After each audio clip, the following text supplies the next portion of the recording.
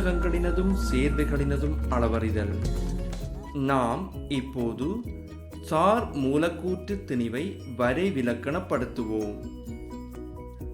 மூலகம் அல்லது சேர்வை மூலக்கூறொன்றின் திணிவு கார்பன் 12 சமதானி அணுவின் திணிவின் 12 எத்தனை மடங்கு என குறிப்பிடுதல் சார் மூலக்கூற்று திணிவு எனப்படும். சமன்பாடு. இப்போது நாம் சார் மூலக்கூற்று திணிவை விளக்குவதற்கு சமன்பாடொன்றை பார்ப்போம். சார் மூலக்கூற்று திணிவு சமன் மூலகம் அல்லது சேர்வை மூலக்கூறின் திணிவின் கீழ் 12 கார்பன் 12 அணுவின் திணிவு. சார் மூலக்கூற்று திணிவை கணித்தல். மூலக்கூறொன்றில் உள்ள அணுக்களின் சார் அணுத்திணிவுகளின் கூட்டுத்தொகை சார் மூலக்கூற்று திணிவாகும். ஏற்கனவே நாம் அணுக்களின் சார் அணுத்திணிவை பற்றி கற்றிருக்கிறோம். உதாரணம்: ஐதரசன் 1 கார்பன் 12 ஆக்சிஜன் 16 நைட்ரசன் 14 கால்சியம் 40 இவை மூலகங்களுடைய சார் அணுத்திணிவுகளாகும். இவற்றை பயன்படுத்தி நாம் இப்போது மூலக்கூறுகளினுடைய சார் மூலக்கூற்று திணிவை துணிய போகின்றோம். நீர் H2O. இங்கு 2 ஐதரசன்கள் காணப்படுகிறது. ஒரு ஐதரசனுடைய சாரண திணிவு 1 ஆகும். எனவே அது 2 பெருக்கப்பட்ட பின்னர் ஆக்சிஜனின் சார் அணுத்திணிவான 16 கூட்டப்படுதல் வேண்டும். அவ்வாறு கூட்டப்படும் போது நீர் மூலக்கூறொன்றினுடைய சார் மூலக்கூற்று திணிவு 18 ஆகும். Calcium carbonate CaCO3. இங்கு கால்சியத்தினுடைய சாரண திணிவு 40, கார்பனுடைய சாரண திணிவு 12, ஆக்சிஜனின் சாரண திணிவு 16 ஆகும். 3 ஆக்சிஜன் இங்கு காணப்படுவதன் காரணமாக 16 3 பெருக்கப்பட்ட பின்னர் 12, 40 ஆகியவற்றுடன் கூட்டப்படும். அவ்வாறு கூட்டப்படும் போது 100 எமக்கு கிடைக்கிறது. ஜூரியா. ஜூரியாவினுடைய குறியீடு CONH2 twice ஆகும். இங்கு கார்பனுடைய சாரண திணிவு 12, ஆக்சிஜனின் சாரண திணிவு 16, நைட்ரசனின் சாரண திணிவு 14, ஐதரசனின் சாரண திணிவு 1 ஆகும். NH2 ஒரு தொகுதியாக உள்ளமையினால் முதலில் NH2வினுடைய மூலக்கூற்று திணிவு கணிக்கப்பட்டு அது 2 பெருக்கப்படுதல் வேண்டும். அவ்வாறு நடைபெறும் போது 12 சக 16 சக 2 அடைப்புக்குறியினுள் 14 சக 2 தர 1 என எழுதப்படும். இவ்வாறு எழுதப்பட்ட பின்னர் 2 ஐதரசன்களுக்கு 2 நைட்ரசனுக்கு 14 கூட்டப்பட்டு 2 பெருக்கப்பட்ட பின்னர் 16, 12 ஆகியவற்றுடன் கூட்டப்படும். அவ்வாறு கூட்டப்படும் போது ஜூரியாவினுடைய சார் மூலக்கூற்று திணிவு 60 எமக்கு கிடைக்கிறது. இவ்வாறே பதார்த்தம், சூத்திரம், சார் மூலக்கூற்று திணிவு ஆகியன தரப்படுகின்றன. ஐதரசன் சார் மூலக்கூற்று திணிவு 2 ஆகும். நைட்ரசன் சார் மூலக்கூற்று திணிவு 28 ஆகும். ஆக்சிஜன் சார் மூலக்கூற்று திணிவு 32 ஆகும். கார்பனீர் ஆக்சைடு சார் மூலக்கூற்று திணிவு 44 ஆகும். இவ்வாறே குளுக்கோசினுடைய சார் மூலக்கூற்று திணிவு 180 ஆகும். சார் மூலக்கூற்று திணிவு. பின்வரும் சேர்வைகளின் சார் மூலக்கூற்று திணிவுகளை ஆசிரியரின் உதவியுடன் நாம் கண்டறிவோம். இங்கு மூலக்கூறுகள் அல்லது சேர்வைகளும் அவற்றில் காணப்படும் அணுக்களின் சாரண திணிவுகளும் கீழே தரப்பட்டுள்ளன. இவற்றை பயன்படுத்தி நாம் அவற்றினுடைய சார் மூலக்கூற்று திணிவை துணிவோம். சாரண திணிவு. இவற்றின் திணிவுகளை எங்களால் கூற இயலுமா? 8000 கிலோகிராம், 8 கிலோகிராம், 800 கிராம், 8 மில்லிகிராம். எவ்வாறு இவற்றின் திணிவுகள் அளக்கப்படுகிறது? இவற்றின் திணிவை அளப்பதற்கு உலகெங்கும் பொதுவான அலகொன்று நியமமாக பயன்படுவதை நாம் காணலாம். அவை கிலோகிராம், கிராம், மில்லிகிராம் என்பவற்றில் அமைந்த படிகளாகும். நியமம் இவற்றின் திணிவிலும் சிறிதாக அமையும். எனவே மிகச்சிறிய அணுவின் திணிவை அளப்பதற்கு இன்னொரு அணுவே நியம அலகாக இருக்க வேண்டும் என்பதை நாம் உணர்ந்து கொள்ளலாம். சாரண திணிவு. எனவே சார் அணுத்திணிவு என்பது தெரிவு செய்யப்பட்ட யாதேனும் திணிவொன்றை அடிப்படை அலகாக, அதாவது திணிவு அலகாக கொண்டு அணு ஒன்றின் திணிவு குறிப்பிடப்படுதல் ஆகும். சார் அணு திணிவு அணுவொன்றின் உண்மையான திணிவன்று. ஆரம்ப காலங்களில் அணுத்திணிவலகாக ஐதரசனும் பின்னர் ஒட்சிசனும் தற்போது கார்பனின் சமதானியும் பயன்படுகின்றது. அணுத்திணிவு அலகு C12 சமதானி அணுவொன்றின் திணிவின் 1/12 திணிவு அணுத்திணிவு அலகு எனப்படும். இப்போது நாம் அணுத்திணிவு அலகைக்கான சமன்பாடொன்றை காண்கின்றோம். அணுவொன்றின் அணுத்திணிவு அலகு கார்பன் 12 சமதானி அணுவொன்றின் திணிவின் கீழ் 12 ஆகும். சாரண திணிவு. நாம் இப்போது சாரண திணிவிற்கு வரைவிலக்கணம் கூறுவோம். மூலக அணுவொன்றின் திணிவு கார்பன் 12 சமதானி அணுவொன்றின் திணிவின் 1/12 போன்று எத்தனை மடங்கு என்பது மூலக அணுவொன்றின் சாரண திணிவு எனப்படும். சமன்பாடு. சாரண திணிவு மூலக அணுவொன்றின் திணிவின் கீழ் 1/12 கார்பன் 12 சமதானி அணுவொன்றின் திணிவு ஆகும். சாரண திணிவு அலகு அற்ற கணியமாகும். ஏனெனில் இங்கு மூலக அணுவொன்றின் திணிவு 12 கார்பன் 12 அணுவொன்றின் திணிவினால் பிரிக்கப்படுகிறது. இவ்வாறு பிரிக்கப்படும் போது திணிவுகள் இரண்டும் அகற்றப்படும். எனவே சாரண திணிவு அலகு அற்ற கணியமாகும். சில மூலகங்களின் சாரண திணிவுகள். அணுவன், மூலகம், குறியீடு, சாரண திணிவு. ஐதரசன் சாரண திணிவு 1 ஆகும். ஈலியம் சாரண திணிவு 4 ஆகும். லிதியம் சாரண திணிவு 7 ஆகும்.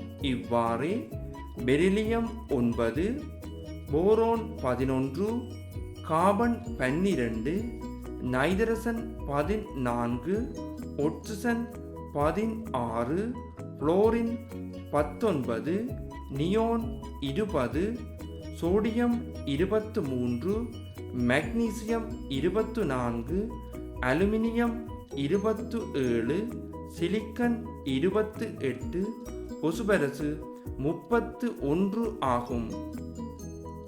இவற்றை நாம் மனப்பாடம் செய்ய தேவையில்லை. வினாத்தாள்களில் இவை தரப்படும். இவர் யார் என எம்மால் இனம் காண முடிகிறதா? இவர் அவகாதரோ ஆவார்.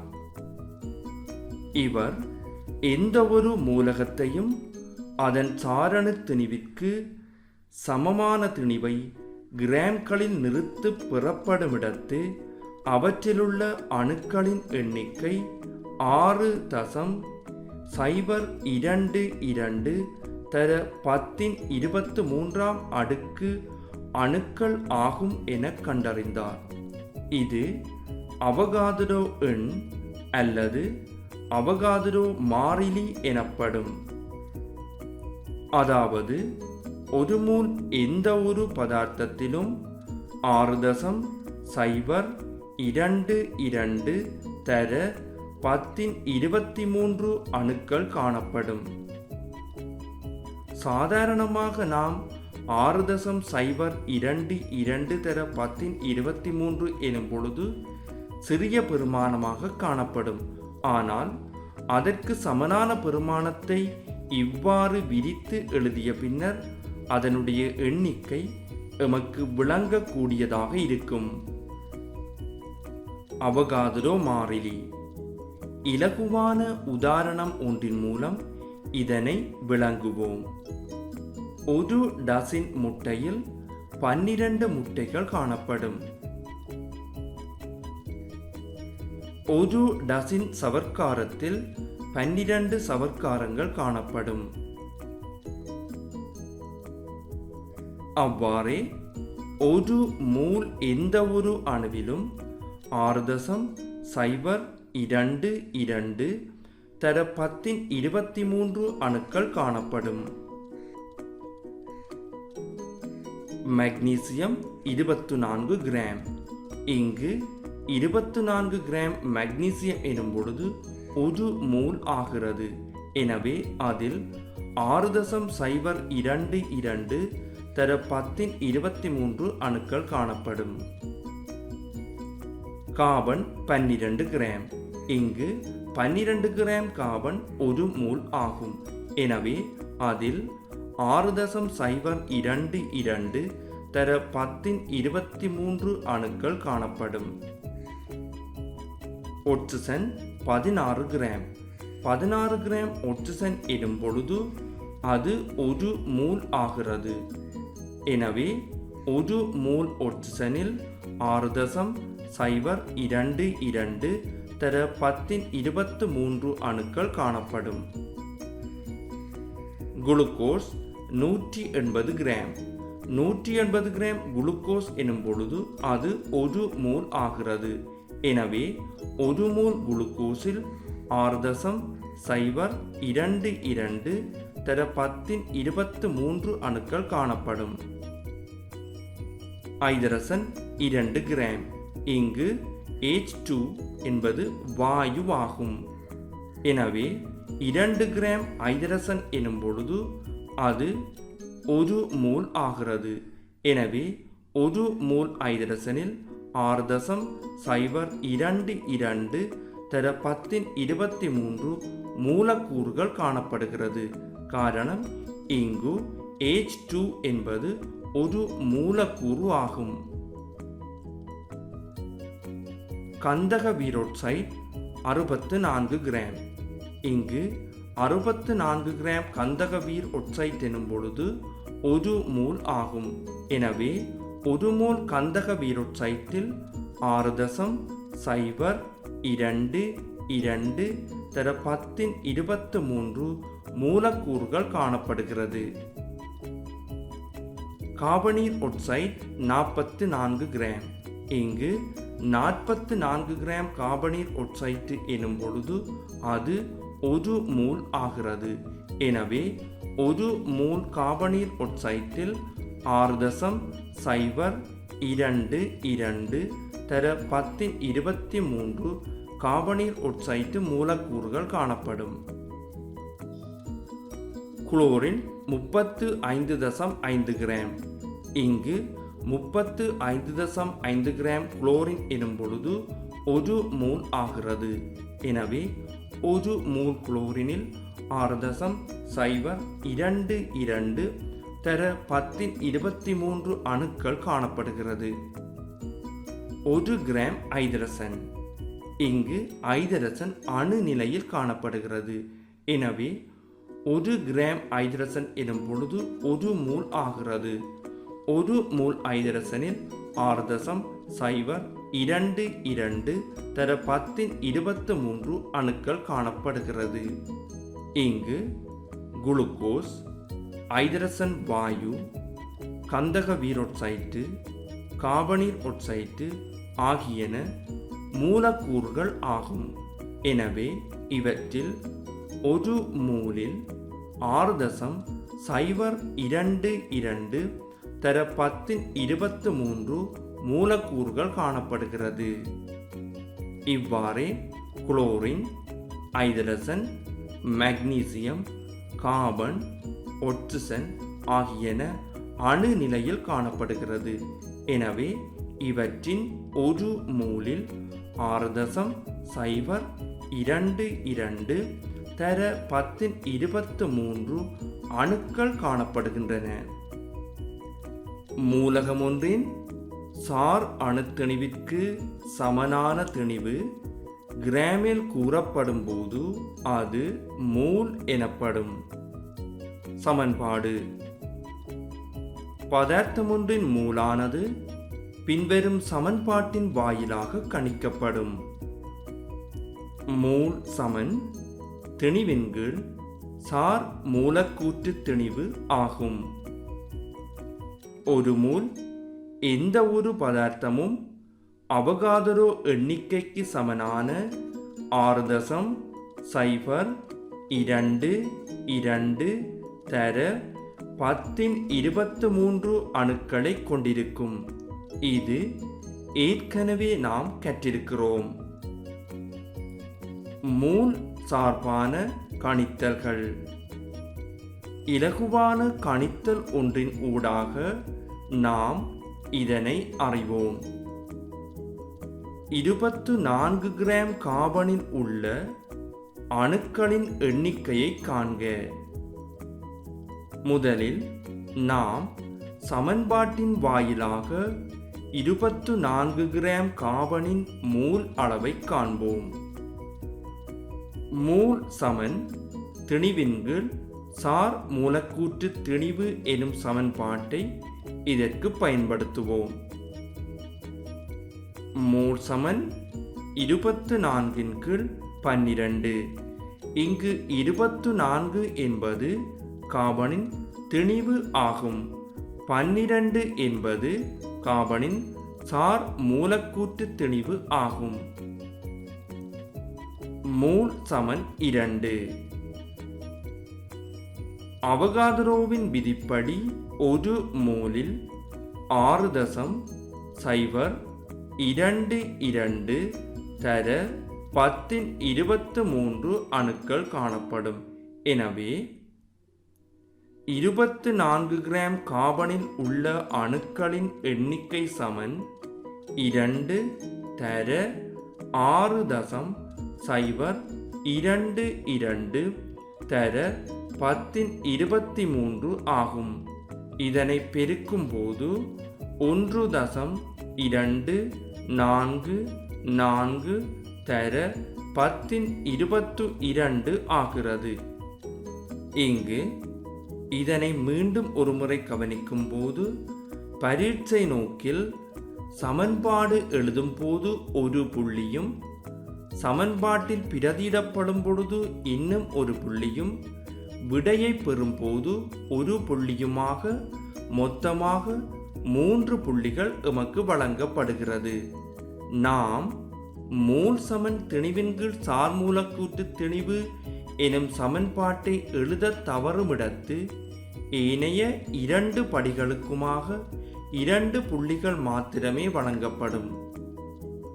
மாறாக விடையாக மோல் சமன் 2 என மாத்திரம் எழுதும் போது ஒரு புள்ளி மாத்திரமே தரப்படுகிறது. எனவே நாம் சமன்பாடு, பிரதியீடு, விடை ஆகிய 3 படிகளில் கணித்தல் ஒன்றை செய்து காட்டுதல் வேண்டும். அவ்வாறு செய்து காட்டும் போது உச்ச புள்ளியான 3 புள்ளிகள் எமக்கு கிடைக்கும். மூலர் திணிவு. யாதேனும் பதார்த்தமொன்றின் ஒரு மோலின் திணிவு மூலர் திணிவு ஆகும். இதனுடைய அலகு கிராம், மோல், சய 1 அல்லது கிலோகிராம், மோல், சய 1 ஆகும். பின்வரும் இலகுவான தரவின் ஊடாக நாம் இதனை சுலபமாக விளங்குவோம்.